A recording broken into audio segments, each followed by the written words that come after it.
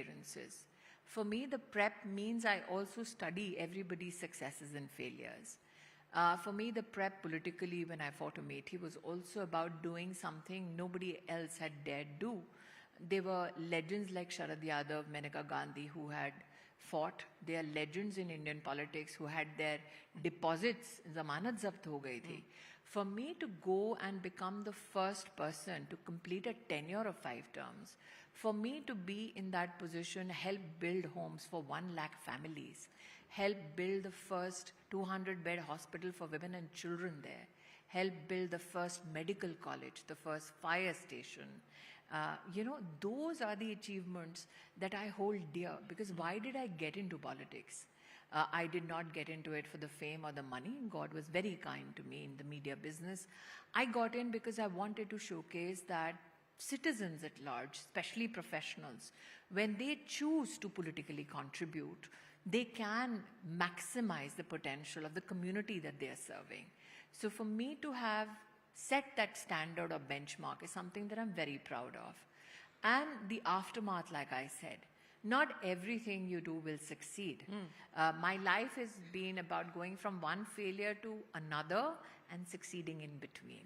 And I've always said कि मेरी किस्मत हमेशा जीतने नहीं लिखी, मेरी किस्मत actually कई बार हारने लिखी है.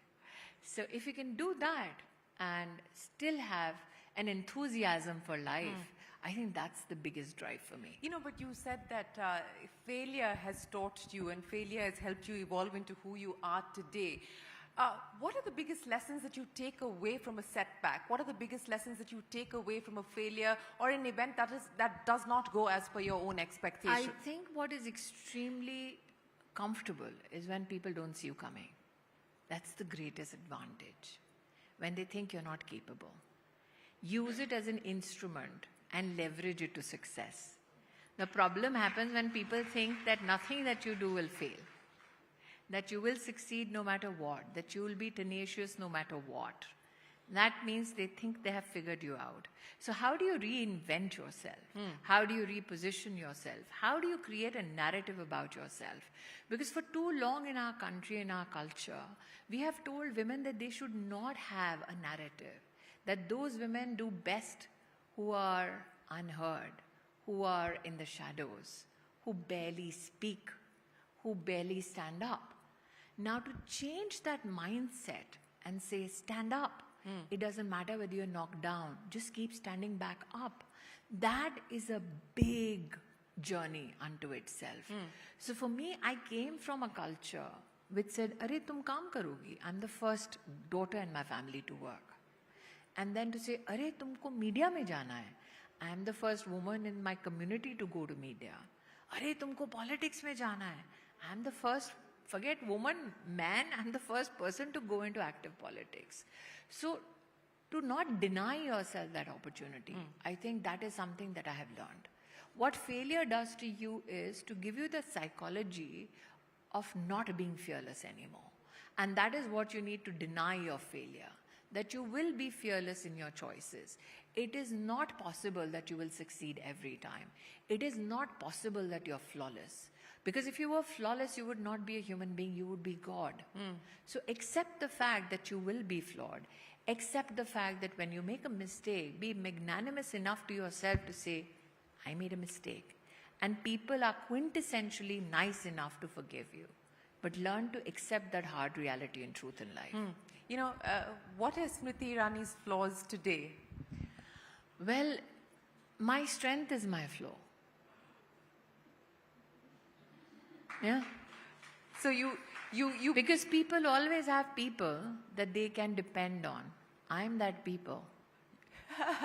You're your own person. Yes, and your strength becomes your flaw. Because your audacity, for some people, can be too much. But I don't know any other way of living. For if I was not audacious, if I was not blunt, life is so short. Can you imagine cringing in a corner while life passes you by just because you're seeking validation from somebody? People are quintessentially inclined to seek validation because that's how they create value for themselves. And the only person that creates value for me is me. Did you, I mean, did you always think like this, or is it? Yes, even or when you I was a even kid. 25 years ago? Even when I was 7 years old.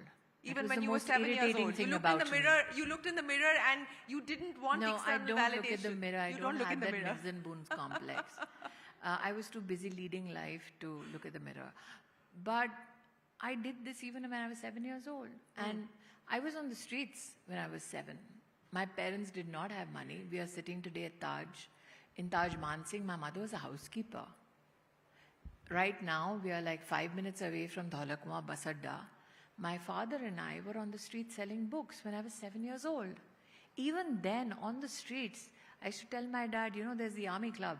One day, those men in uniform will salute me. My father thought I was mad, but the men ended up saluting me. So it is about, I think you're either born with it, because when you have nothing, then you fear nothing. Yeah, that's the mantra for the fearless Smriti Irani. No, that's just the mantra for Smriti Irani. To presume that I will not be fearful is to presume that I'm not human. But possibly what is different about me is I know how to process rejection. I know how to process fear. I know how to process complexities. That's it. The only difference between possibly me and somebody else you may interview is I recognize that emotion, I process it, instead of letting that emotion overwhelm me or the situation overwhelm me. Well, speaking of complexities, we're in a very complex global order today. Tell me about it. So what do you make of what's going on, and what do you believe India's position and approach should be to navigate through these complex times? I think we are very mindful of geopolitical intent to push around a country as large as us as a consumption base, as diverse as us in terms of our talent and latent potential, but at the same time the aspiration that we have that being the fourth largest economy would not suffice for us. Now, looking at the geopolitical order, especially from a perspective of economy and technology, we will be faced with many so-called friends who will try to elbow us out of the room, who are too used to a subjugated lot. So what you see around us is a recalibration of geopolitical forces. I think the leadership today is playing their cards well. They have been very pragmatic. They have been very internationally stoic. And they have been very, very forceful in their response, especially the MEA statement under the Prime Minister's leadership on the purchase of Russian oil. And I believe even the recalibration of the neighborhood ties speaks volumes that this is not a leadership that is waiting in the wings for some repercussion for it to just respond. You mean the re-engagement with China, for instance? Yes. So I believe that even repositioning or re-looking at the perspectives in the neighborhood is worthy of applause. The fact that we are playing our cards close to the chest, the fact that we have negotiators who are not perturbed by just the loudness of the breach of relationships speaks volumes and is a great compliment to our negotiating team and our leadership. Well, we will have to wait to see how all of this plays out. It'll play out well for India. You think so? I think so. I think that if the evidence in the room would suggest, I've always been of the belief, and you do a very, very profoundly impactful program called Female Future Forward. I think you have a leadership which recognizes that your economy cannot grow to its full potential if half the population is reduced to the sidelines. The only difference is that the next time we have a SheShakti, we have half the room full with men. Because women know what the issues are. Women know what the responses should be. Yeah. Women know what are the strategies that need to be employed. We need the men on board. Yes, we do need the men on board. But speaking of getting more women to participate in the formal economy, getting more women to become entrepreneurs, more economic empowerment, you know, you've been championing this for a while now, starting with the World Economic Forum in Davos, and that's now picking up pace and momentum. Take us through where things currently stand, and What is the dream, and is that the passion project for Smriti Irani today? Yeah, I think while everybody is so focused on my Saas Bahu, from tomorrow onwards, I start a new journey. And it is very, very, I think, prophetic that I'm on the SheShakti platform today to speak about it. We hope to go in the next 1.5 years to 300 cities across country and meet with 1 lakh women-owned businesses. The partnership is with the British Council so that women in the MSME segment who want to become a part of the global supply chain, they are proficient in the English business language. We are partnering with the ICAI, which is the Chartered Accountants Institute and Regulator, the ICSI, which is the Company Secretary Regulatory Institution. We also have Deloitte as a knowledge partner. And I believe that one of the strengths that we are hoping to unleash is the economic strength. When we talk about our economy and we talk about women-led enterprise, there's a lot of focus that the Prime Minister, and very rightly so, has brought to the self-help group movement in our country, which has now 10 crore women. Their annual economic turnaround in the country has been valued at around $37 billion. But if you look at just the potential of women in the MSME sector today, women-owned MSMEs and small businesses are to the tune of 16 million. Which employ close to 2.8 crore people in our country. But that's just 20% of the MSME landscape in the formal segment. What is a challenge is that the informal micro enterprises, women-owned businesses are 70%. Just like agriculture, the participation in the informal segments is outdoing the formal engagement.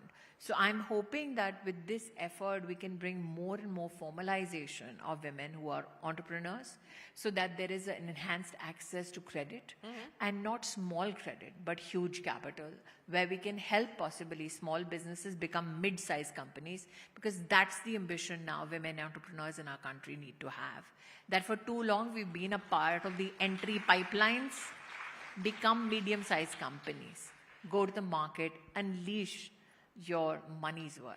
You know, unleash your money's worth, but what's the big deterrent there, and what are you hoping to solve for? Access to credit, of course, is the big constraint and the big challenge, but what else are you hoping to solve for with this initiative? I think compliance is a big issue. To understand compliance, to understand a balance sheet, to recognize how to leverage that balance sheet in the market, to enhance not only capital access but also productivity is an issue today that needs to get addressed.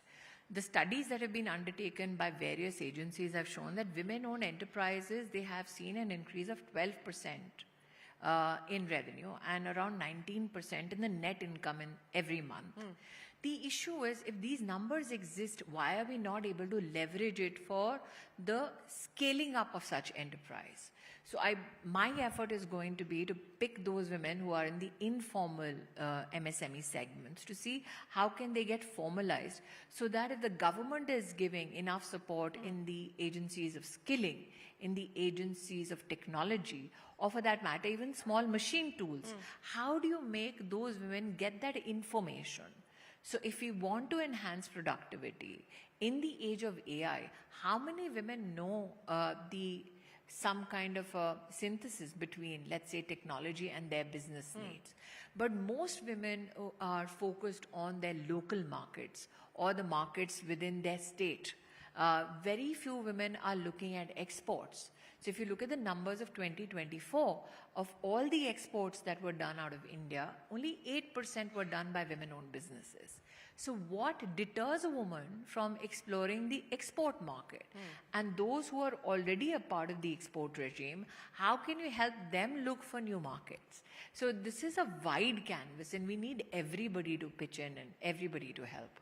Well, you know, if you were to start up today, Smriti Irani, what would you start up? What kind of enterprise would you fund? What kind of enterprise would you hope to start? I think enterprise technology. Today, when we talk about AI and we talk about technology, we are looking mostly at building applications on core technology, which is owned mostly by the West. If we want to thrive as an economy, what is the basic scientific discovery that we make happen in small pockets of our country? If you look at scientific enterprise, you will see that in research you have 70% women. But if you ask how many women take their scientific innovations or discoveries to commerce, that number then sharply falls to 25 to 30%. So one, if I would pitch in fact, I have advised on 2 startups. One is in health, which is going to leverage the APL universe and make affordable healthcare possible. I'm very, very grateful that the seed fund to build the platform comes from Bill Gates himself. These are, I think, the pockets that need to get leveraged. Healthcare, education, there is much investment which is happening. But I also believe that if we can do something with the linguistic capacities of our country and leverage it for business, that is again going to unleash a lot of potential. Well, speaking of linguistic capacities, how many languages do you actually speak? I speak the language of money, and then that without a doubt. And I do speak around 7-8 languages. 7-8 languages that you're fluent in. So, you know, as young women watching this program here. Why only young women? I mean, okay, women watching this program there's today. This big problem. I think what is happening is there's so much focus on the young. It's as if if you're 30 and 40, you're dead. No. So when you're 18, how many women in the house who have? Because I've had this issue where suddenly I'm sitting there and somebody is asking me, "Ek safed baal dikh raha hai, chupa do." I'm like, why? The issue is when you're, and I've said this before, when you're 18 and 20, they say you're too young. Then you're 25 to 30, they say, "Arey, shadi nahi hui." Then you're 30 to 35, they say, "Arey, bachcha ho gaya." Then you're 35 to 40, they say, "Acha, bachcha board exam de raha hai." Then you're 45 to 50, they say, "Oh, menopausal." And then you're 50 and they say, "Oh, make way for the 20-year-old." And when you're 60, they say, "Arey, abhi bhi ho." So there is no age which is a good age for a woman. I have one Neena Gupta bichara who's getting trolled. "Arey, aap to itni umar ho gayi, aapne skirt pehni hai." But then an 18-year-old is getting hassled kyunki skirt pehni hai. And then I'm getting asked, "Arey, aapne sari kyun pehni hai?"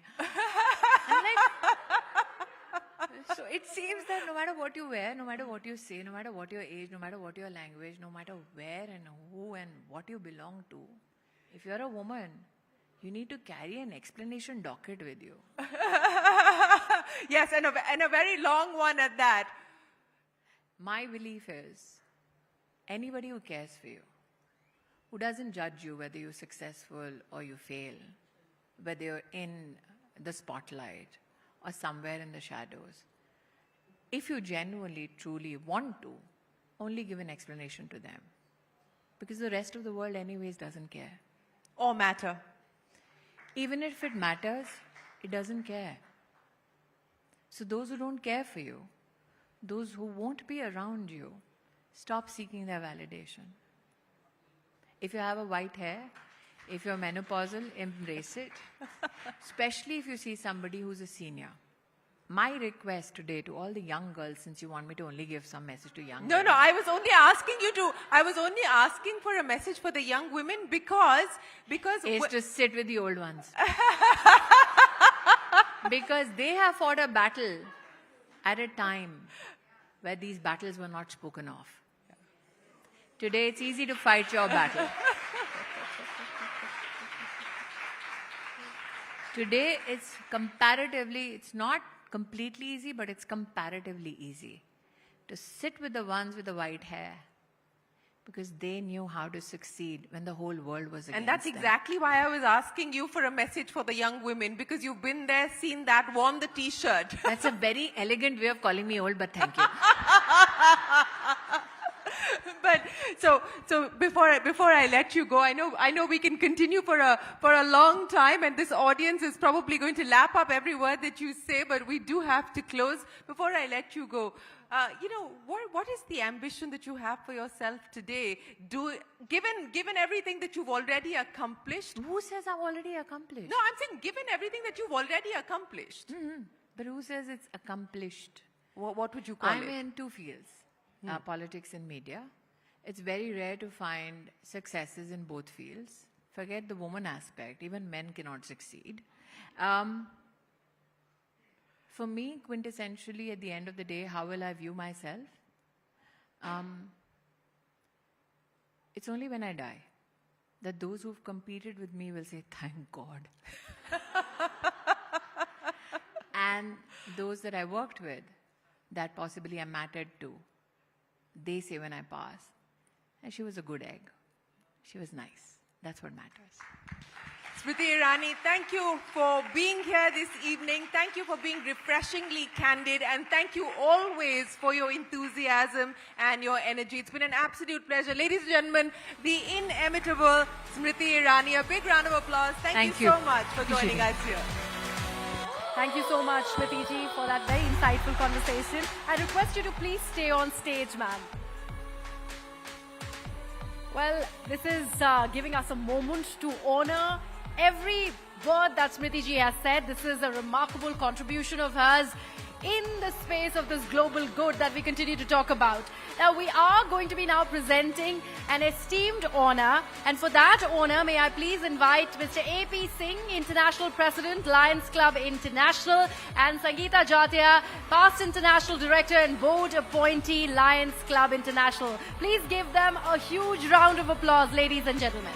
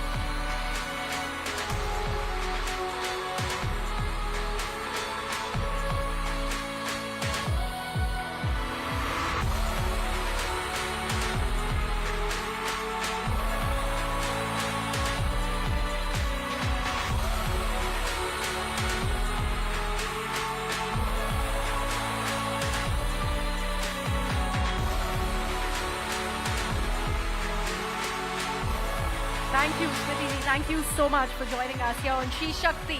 Ladies and gentlemen, Smriti Irani.